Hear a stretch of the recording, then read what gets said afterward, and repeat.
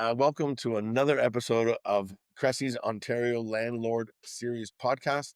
And we're here to educate, inform, and make sure landlords are understanding things that they may not know about or things that they definitely do need to know about. Today, I'm joined by friend and colleague Monika Jazyk. She owns and operates a real estate education platform for investors, teaching how to acquire properties and maximize that investment. The company is called RPI Education, which stands for Real Property Investments Education. And we're going to talk to her today about how they help landlords, whether you're new to becoming a landlord or looking to diversify or grow your portfolio. And more importantly, one of the best investment strategies out there, we're going to dive into the BRRRR strategy, which is buy something, renovate it, rent it out, and refinance it. So without further ado, Monika, thanks for joining us. How are you today? I'm great. Thank you so much for having me. Yeah, thanks for joining us. So, why don't you share a little bit about RPI? I know you've been in business for about 15 years and helping out landlords all across the GTA. But why don't you tell us a little bit more about yourself and RPI? For sure. So, RPI education kind of came out of my husband and I. We've been full time real estate investors for over 15 years, and we put a lot into our own education. We went through a lot of trial and tribulations as beginner novice real estate investors, and really through a lot of that in our first book that we actually wrote, Real Estate Mistakes. It talks about how we made over $1 million of mistakes in our first 2 years as real estate investors.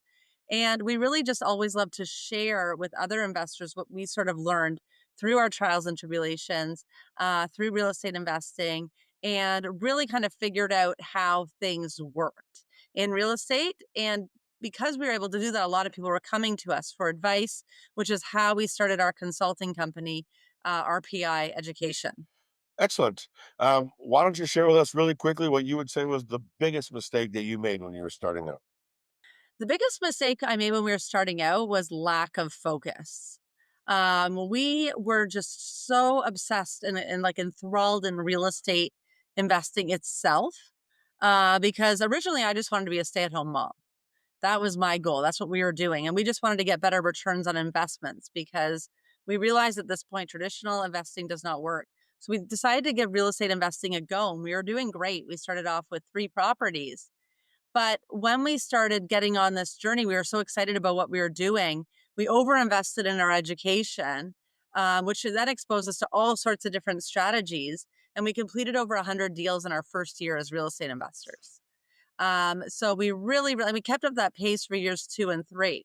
And we thought we were doing great. But what we didn't realize is while we were making so much money, we were losing even more. Partially because we were so unfocused. We were doing so many different strategies over so many different areas, and we were on this quest to have 100 homes, wow, which we achieved. Well, not just homes, doors.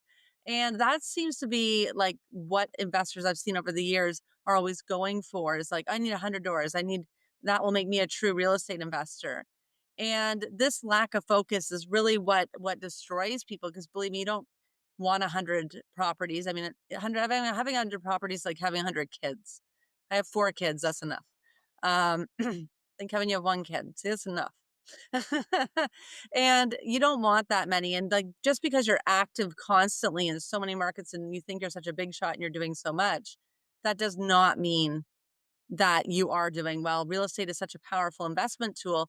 We have now done a total 180 in our approach to real estate and real estate investing, and now take a total less is more strategy. And this is very good for landlords because every Canadian should have real estate in their portfolio, even if you're not a full time investor like me. We want every Canadian needs 1 to 3 investment properties, a personal residence, and 1 to 3 investment properties in their portfolio will help them solve those money problems. And at that point, you are a landlord. So why not keep it simple and get a real estate model that fits with your life rather than having a multitude of properties in different areas that fights with your life. And using the BRRRR, you could have all your doors in one property, which is super exciting. And that one property can help you create a multi-million dollar retirement, can make you more money every month, and it could also help your kids out, pay for their education, as well as helping them become homeowners. Because I think, as you know, everything we really do is for our kids. Yeah, yes, definitely. And things are constantly getting more expensive, which means our kids' lives are going to be more expensive. Buying something in advance and trying to set our kids up as well for ourselves as well to enjoy later years is a big thing about real estate investing. You mentioned everybody should own 1 to 3 properties as well. Right now, it's more than 33% of Canada that's paying rent. So there is a lot of possible tenants out there. I know a lot of bad news is what gets shared around the landlord industry is why do I want to have a income property where I'm going to have a tenant that's not going to pay me rent or all these negative things that are floating around. But as I just said, 1/3 of Canada pays rent. So there's lots of tenants out there. It's about the due diligence and the selection of those tenants. um, when you are talking about having those all being in one property, you're talking about the BRRRR strategy, you're talking about a renovation, you're talking about something that not everybody is ready to take on with that bigger renovation. Is there something that you would suggest a new landlord start out with? Maybe something easier, smaller, or how would you talk to somebody that's just getting started? Well, the BRRRR strategy can use usually we take single family homes and add 2 to 4 units. So we either convert it to a duplex up to a fourplex, sometimes even more. And so a more beginner investor, maybe even your first investment could be adding a second suite in your own house, in your primary residence, if you wanted to really get started, and then using strategic leverage from that renovation as well as the extra rent to then perhaps use that money to then get another income property if you choose. So it doesn't have to be complex. And that's what our company, RPI Education, does as well, is that we have full teams in each one of these areas that will do it for you. So if you wanted to do a birth strategy, say in Hamilton or in Toronto, in St. Catharines, even in Calgary or British Columbia, we have those teams out there and we figured out exactly what works, what we need to buy the property for, what the renovation costs are going to be, how to make money when you buy the property, and have the contractors in play to do all the renovations and everything for you there. And they'll tell you what the renovation cost is going to be. And the best part is, you know exactly what your return on investment is going to be after you use that strategic refinance and are able to pull a huge chunk of your investment back out. You could do another property, or you could even keep that money to do something else for your wealth building journey, or even do it for one of those things like to help your kids out. I like what you said there about having the team and the support around you. I think that's something that a lot of people don't have, especially when they're getting started. They don't have the team of support. So a lot of them think I'm going to have to do all this work myself, or some of them even really think that they want to do all this work themselves. Where I'm always talking and educating landlords about having it be a more passive investment, right? Where they can have somebody do that work for them. They don't have to go to that property on their weekends or after their day job to make sure that they're finishing those floors or doing whatever. Hiring that out, it is an expense. It is a write off that way to your investment by having somebody do it. And again, you're having professionals put it together. You're not going to have shoddy workmanship, and you know the number up front so that No. you can do all your numbers because they've already told you what that renovation cost is going to be. Yeah, piecemealing your own systems together would be a huge mistake. Because the renovation teams have done this like a cookie cutter model over and over and over again, and they're able to work with us and they're able to work with the budget as well because we never let them deviate from the budget. And quite often when people go on their own and try to do this on their own, things one cost and expensive run wild, and then they're out of pocket and they're not able to maximize their recoup on their refinance. And that is definitely the truth. And there's actually somebody that we both know who had something similar happen. She had a great idea with a really poor plan and a really poor support system. And sadly, exactly what we just said is what happened to her. Life happened, things didn't get completed, money got wasted here, money got wasted there. And now, when it's come time to sell, the market being the way it is today in this current state, she's actually not going to do she's not going to lose, but she's not going to walk away with anything that she thought she was going to be able to walk away with. So having a plan is great, right? You need to have that plan, but you need to know how to execute that plan. And sometimes that's by stepping back and letting the professionals, the team of support that you've built around you, just go ahead and actually do the heavy lifting, as we said. Um, yeah, Yeah. right. There's no need to do it on your own or try to reinvent the wheel or figure it out on your own when you have that support and people who've already mastered that system. And they could really, it doesn't mean you don't have to be involved. If you want to go check on your job site every single day, go for it. And the weekends, that's cool. Take videos. It's exciting. You might absolutely love it.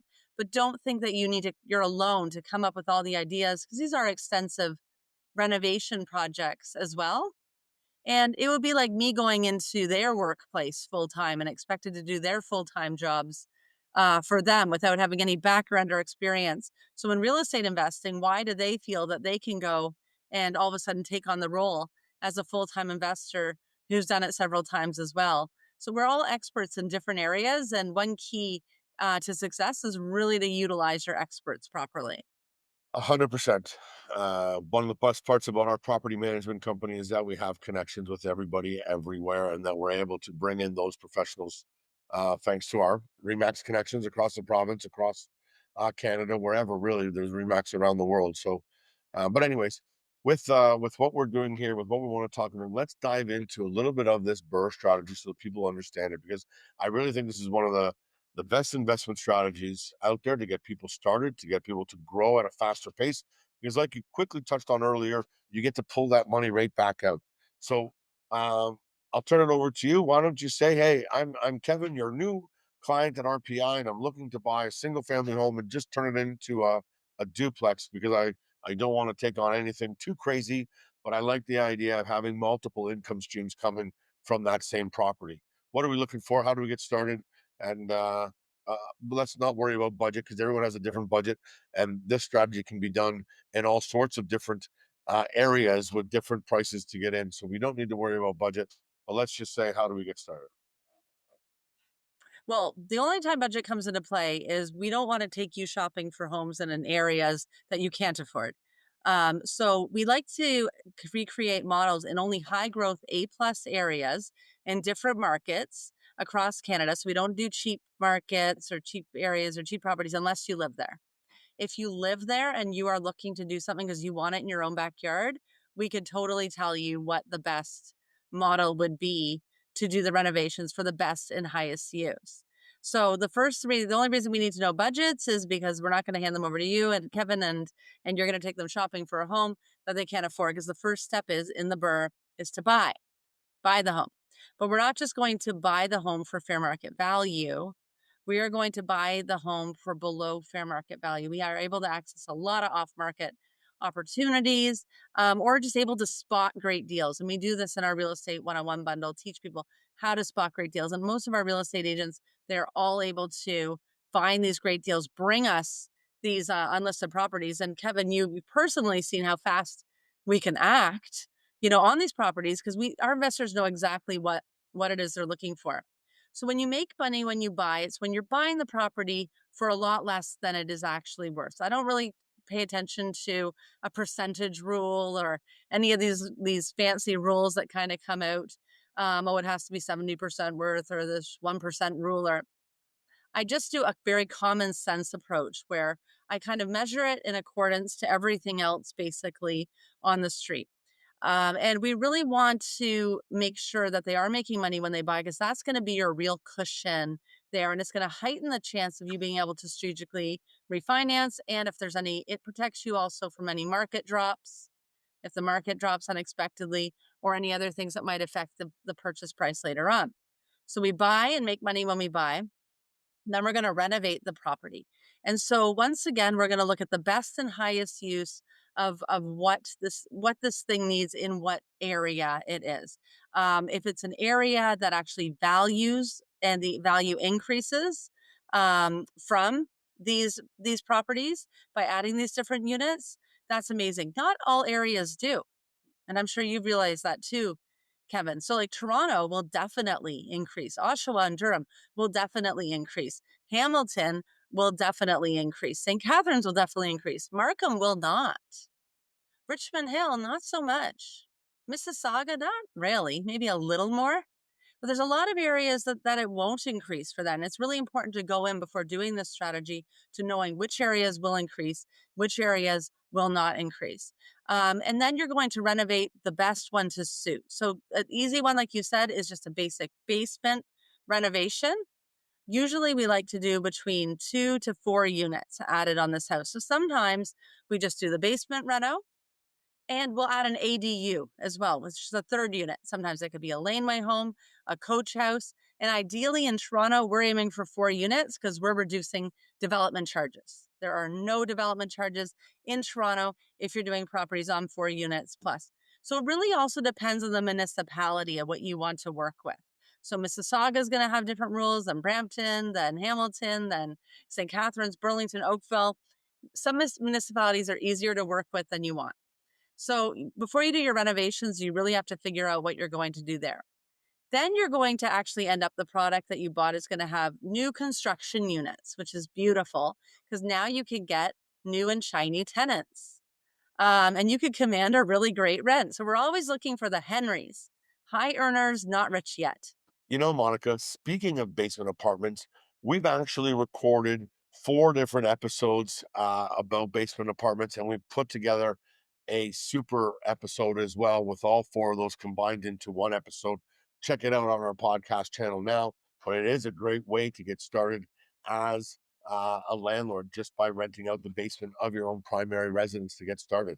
I am terrified of tenants because I'm an Ontario landlord and they scare me. And if it wasn't for great property management companies like CRESI, I mean, oh my gosh, I'd be even more terrified. And I've had a lot of issues and stuff with tenants before. But you have to ask yourself this question because you said earlier on, a lot of people do not invest in real estate simply because they're scared of tenants. So are you more scared of tenants and the possibility of a tenant not paying rent, which I could give you a clue of how to handle that? Or are you more scared of the possibility of not being able to afford to retire, working past 65 because you never have enough money, and putting your kids into a life of financial distress because you can't help them out? And that's a certainty. If you're not doing things to build wealth, that's a certainty, where bad tenants are a possibility. And Kevin, you and I could go back and forth all day long about ways that we can minimize risk for bad tenants. So let's pretend we have all the solutions for the tenants and we could totally account for that.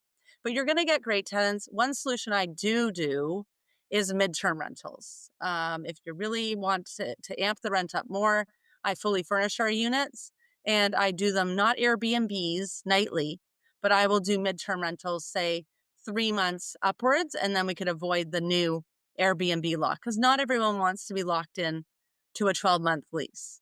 And the tenants that we like to rent to, they don't want a 12-month lease necessarily because they don't plan to keep being renters.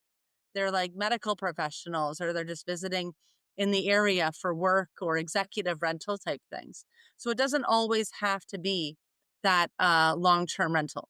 But that income is going to now help you qualify for the new mortgage. And if you've done it properly, according to the comps based in the area, now the refinance amount, you're going to increase the value of the property drastically because now you have these additional units and it can't be trading apples for apples here.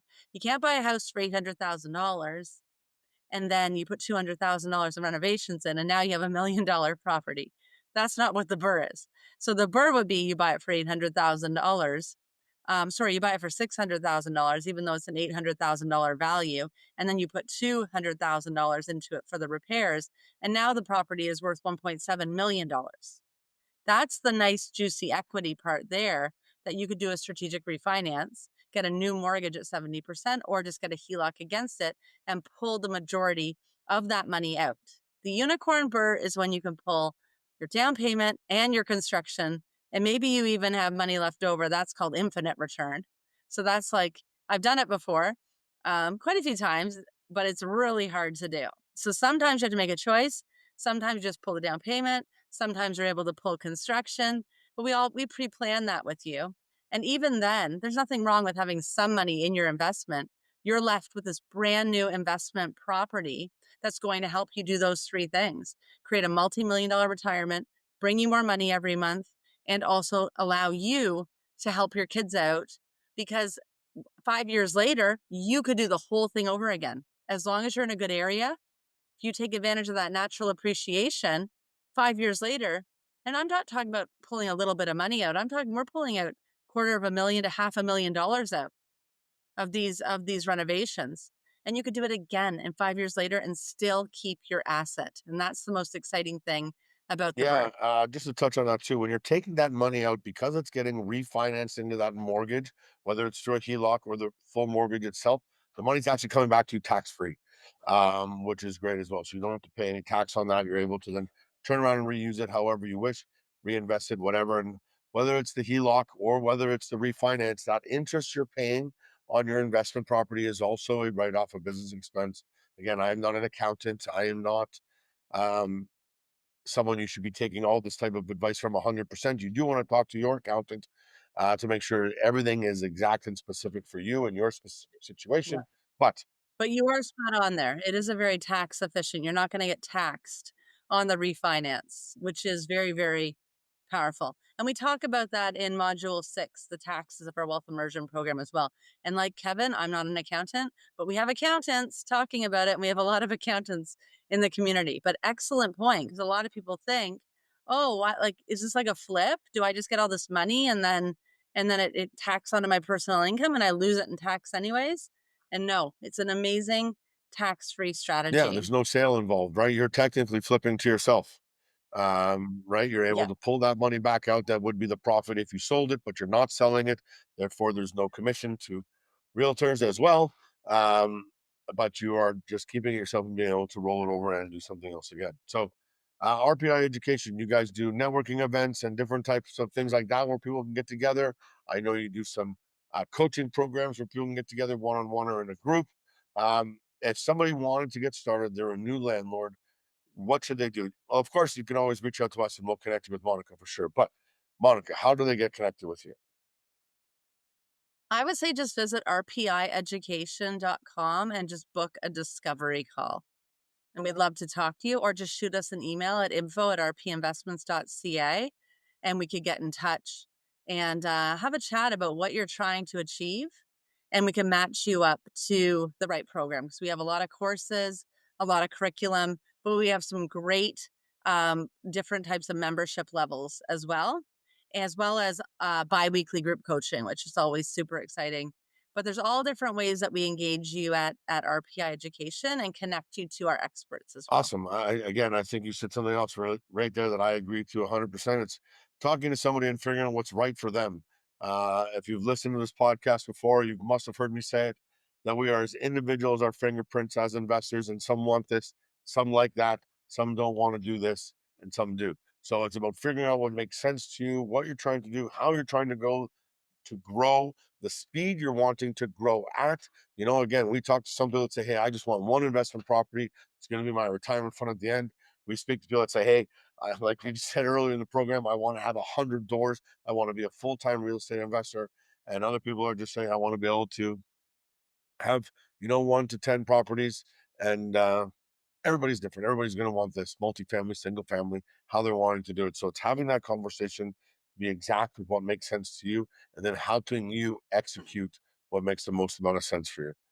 No, I love that, 'cause we're probably one of the only communities that really personalizes it, and it's really for the investor.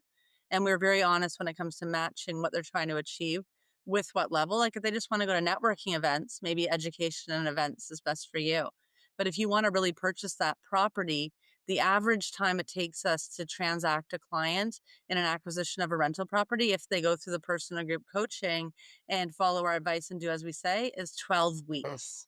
If you believe it. It could be that fast. And obviously they stay on because they wanna manage their property and they want to, then they have to tenant it, they have to manage it and grow it. But we're very, very good at what we do.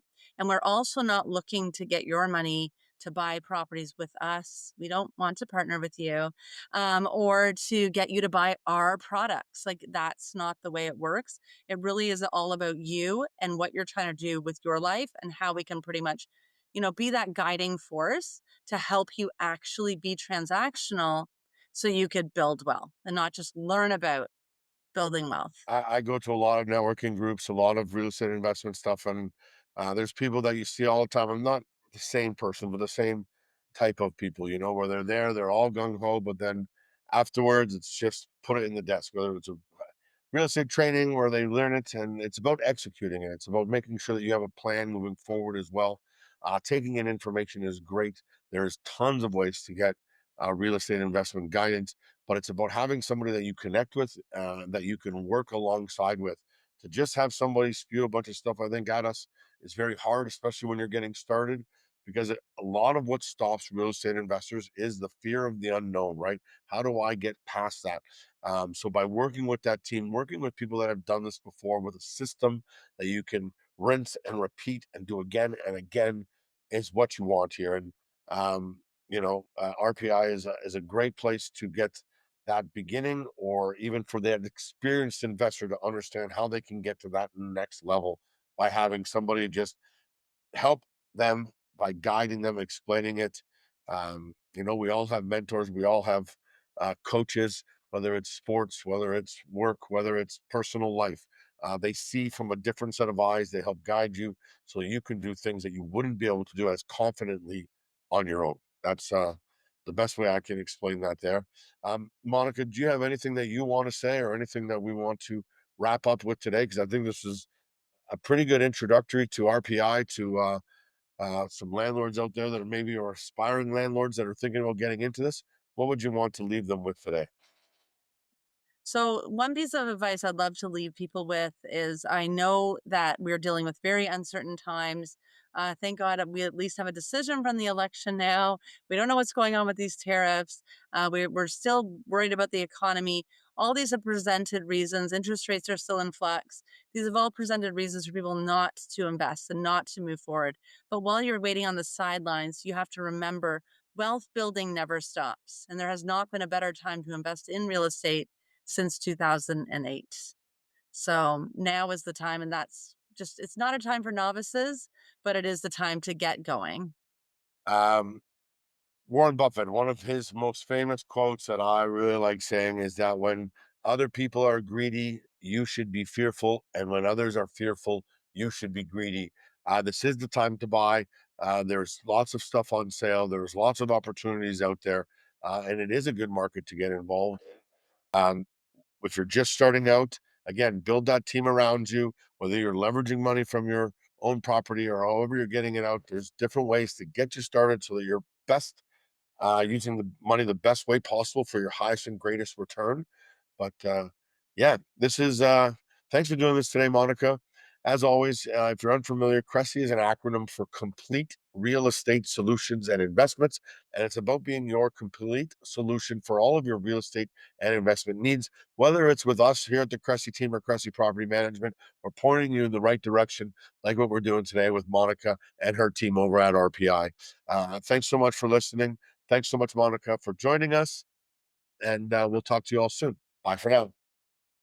Please remember, while we are professionals, this podcast is for informational and entertainment purposes only. The advice shared may not apply to your unique situation. Always seek personalized advice from a qualified professional before making any investment decisions. Hey, everybody. Thanks so much for joining us this week. I hope you enjoyed the episode. If you're finding it informative and useful, make sure to like, subscribe, share with a friend so that we can keep getting the information out there to Ontario landlords, and keep on joining us. We'll see you next time.